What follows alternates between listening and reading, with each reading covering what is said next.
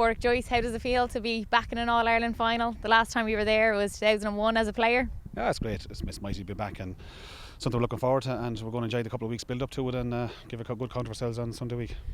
And when you look back to building up to an All-Ireland final as a player, it's obviously a hell of a lot different from a player to a manager. I suppose what is the main differences going through your mind? Obviously the big difference when you're playing, you just have to worry about yourself, whereas when you're managing you have to worry about all your backroom team and all your players, all your squad, not just the 15 that's going to be playing or the 26, it's the whole 40, to make sure that they're all pushing hard in training, that they're all looked after and logistically everything is done for them, and that they just have all them worries out of the way and that they can just solely focus on the game itself and the game tactics.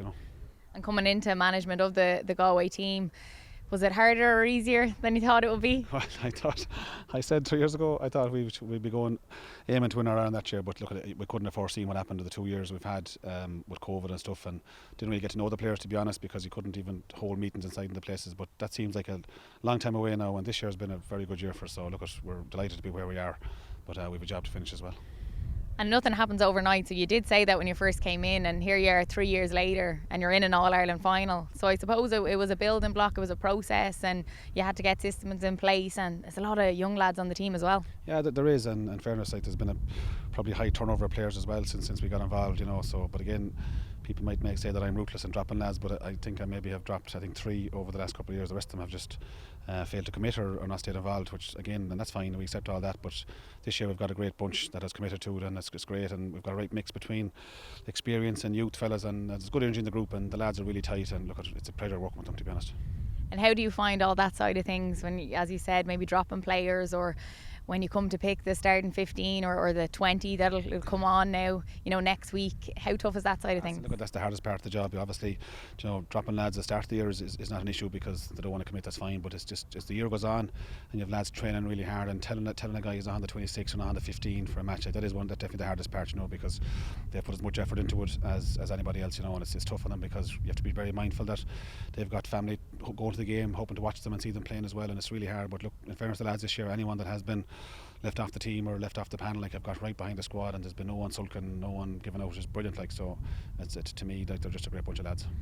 And to get to this point, it hasn't been easy. You've had some really tough games. The Mayo game, a really tough game to kick it all off, and in particular then against Armagh, what a game of football, extra time, penalties.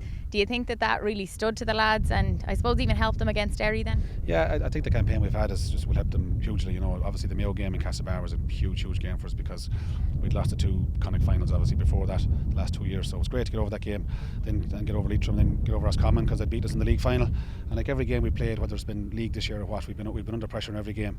So to get over the Armagh game again, like we were 6 points up with time up, you could say, in the clock, and then next thing you see the board going up for 8 minutes, you're thinking, God, have we enough here the way we're playing, because we conceded a bit at the end of games. So luckily enough we hung on for the draw at the end and got extra time, and then again fell behind extra time again, and I think that there was defining moments for us in the year when Kerry McDade scored that goal and got a point at the end for us to keep us going. He wouldn't be renowned for his score getting, believe it or not, but he's had a great year for us as well. And then the last day again, Derry, it was a great match for us as well, where it was kind of different to the normal, where you're kind of looking for a big footballing game. But look, we knew we had to nullify Derry's threat. I think we did that quite well, and the pleasing side of it for us as management is that the players carried out our game plan and our tactics to the letter of the law, and we could have no complaints. Like, we held Derry to 6 points. They got a goal the last kick of the game, but overall delighted with it. Yeah. And you watched Kerry in Dublin? Yeah, I was in there Sunday. Yeah, we weren't there yet. We were looked after them there by Diageo, fair play to them. So we watched that. Yeah, it was good match and great game. But it was the free at the end by Sean. It was exciting, But again, it was just a different type game. Again, the quality at times wasn't great, but at times it was brilliant.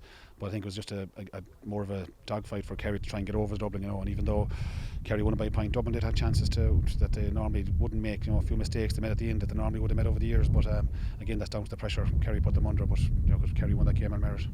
And for you, it must be really special to take Galway to an All-Ireland like that. It's unbelievable. I grew up watching you. You're one of the players that I looked up to.